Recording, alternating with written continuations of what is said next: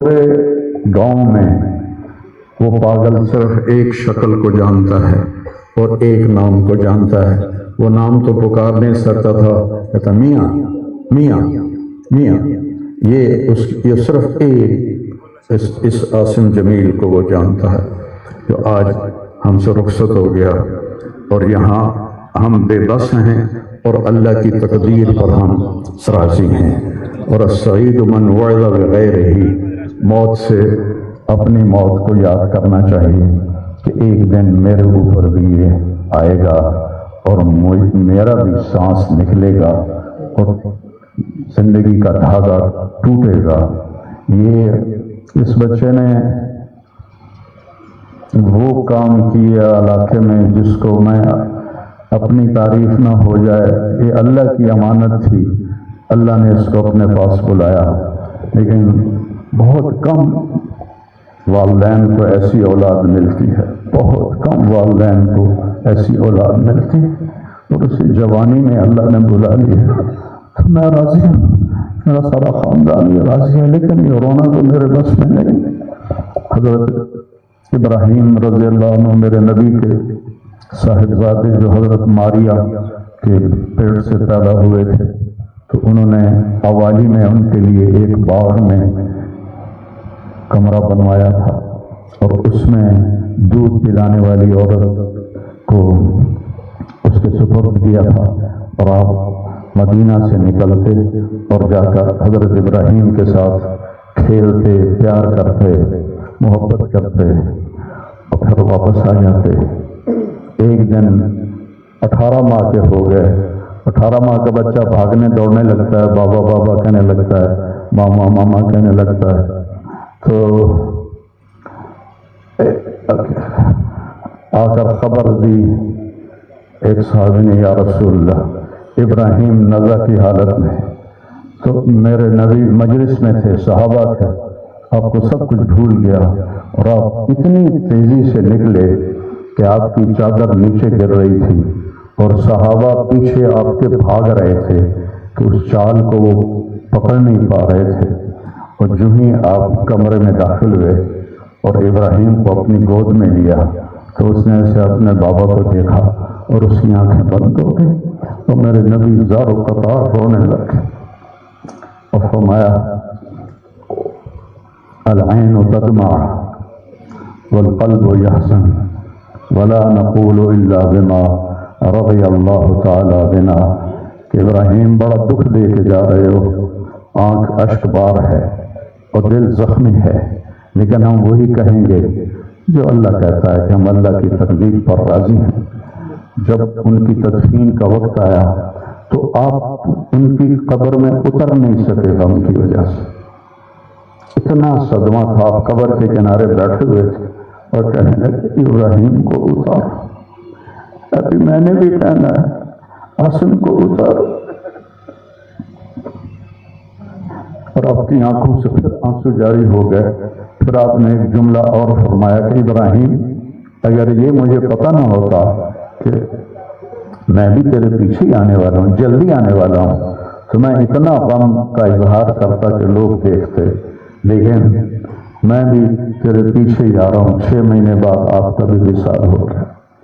اور پھر واقعہ کربلا اتنی بڑی تسلی ہے پوری امت کے لیے کہ کسی نبی کی نسل پوری تحقیق کر دی جائے اور ان کے لاشوں پہ گھوڑے چلا دیے جائیں اور ان کے سر کاٹ کے نیزوں پہ چڑھا دیے جائیں۔ آخری وقت میں امام علی علیہ السلام نے ایک بچہ بچ گیا تھا عبداللہ 2 سال کا، تو آپ نے فرمایا میرا بچہ مجھے ملا تھا۔ باپ بھی تو تھے، باپ بھی تھے۔ میرے باپ کو اچانک ہارٹ اٹیک ہوا، میری ایک بہن لاہور تھی، ایک فیصل آباد، کہتے کہتے مر گیا۔ میری دھیاں میں ملا دیو، میری دھیاں میں ملا دیو، دھیاں بیٹی کہتے ہیں مری ہو، نہیں پہنچ سکی، مر گئے۔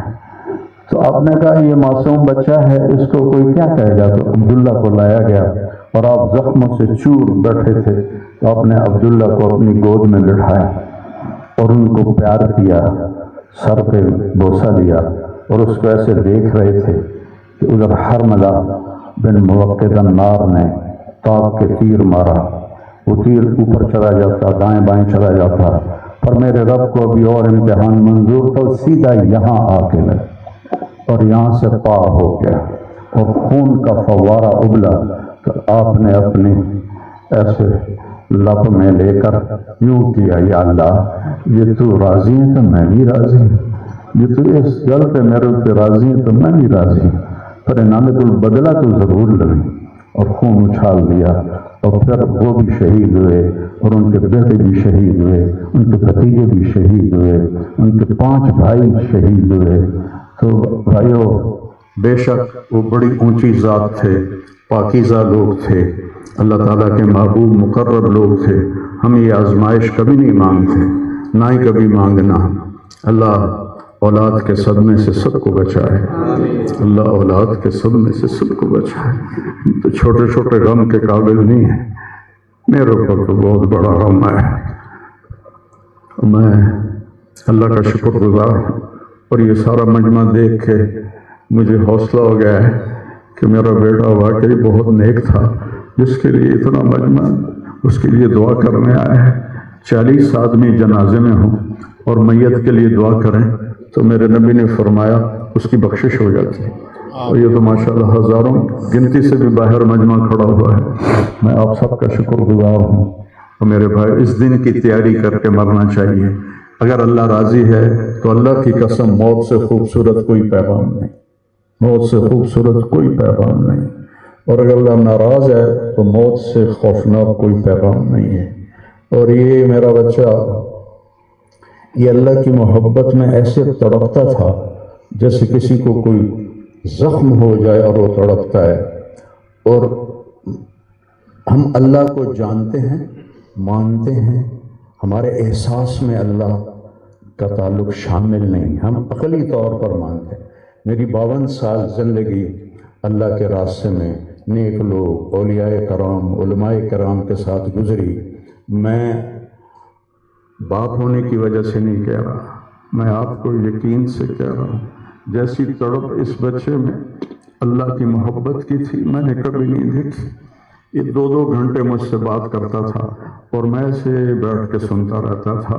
بولنے والا کب سنتا ہے کسی کی بات، لیکن یہ ان پڑھ بالکل ڈسلیکسیا کا مریض تھا، حروف کی پہچان نہیں تھی اسے، تو اس لیے نہ یہ پڑھا، نہ دین کا کچھ پڑھا، نہ دنیا کا کچھ پڑھا، لیکن اللہ نے اس کو عقل، فہم اور اپنی محبت ایسی دی تھی کہ ہمیں محسوس ہوتا تھا کہ اس کے اندر اس محبت کی آگ ہے۔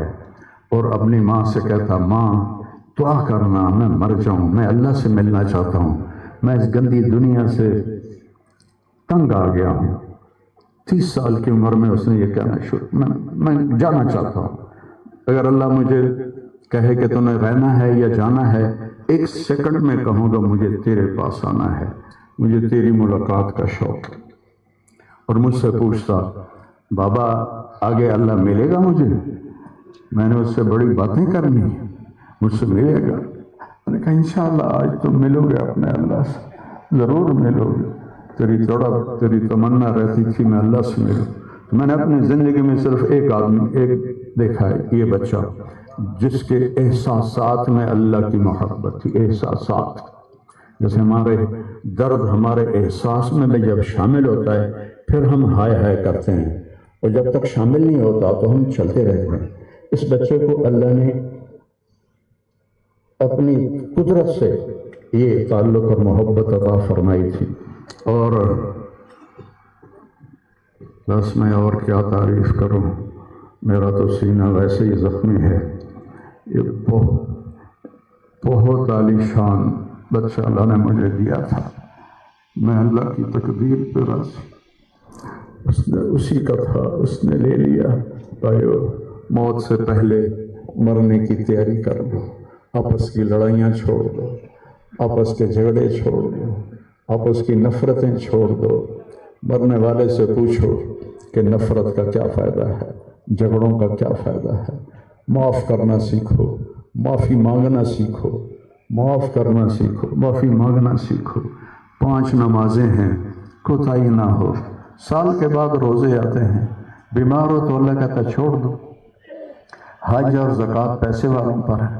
تو ٹوٹل ایمان کے بعد دو باتیں ہیں، ایک نماز ہے اور ایک روزہ ہے، اور اس کے بعد ایک حدیث میں سنا کر ہم جنازہ پڑھتے ہیں۔ میرے نبی نے فرمایا 4 باتیں سیکھ لو مجھ سے، 4، اب پانچویں نہیں 4 انگوٹھا کر کے کہ 4 باتیں مجھ سے سیکھ لو تو پھر دنیا بھی تمہاری ہے، آخرت بھی تمہاری۔ صدق و حدیث، ہمیشہ سچ بولنا، ہمیشہ سچ بولنا۔ آج نیت کرتے ہو؟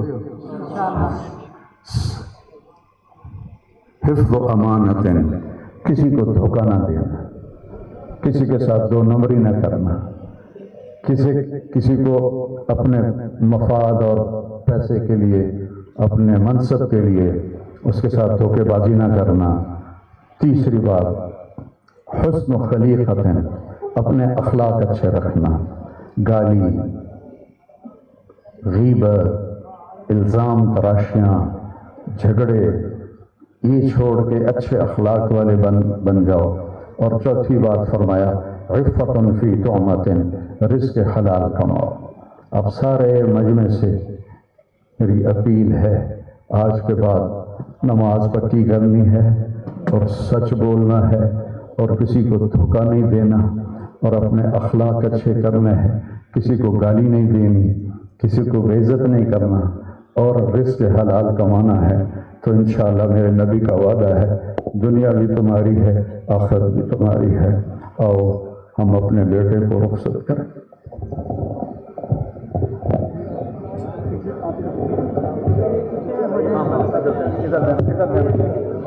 اور انشاءاللہ سارے بھائی سن لیں، جمعرات کے دن 10 بجے ہم نے اپنے بچے کی قرآن خوانی، جس کو ختم شریف ہماری یہاں کے اس میں ماحول میں بولا جاتا ہے، تو جمعرات کو انشاءاللہ اس مسجد میں ہم اپنے بچے کے لیے قرآن خوانی اور دعا کا اہتمام کریں گے۔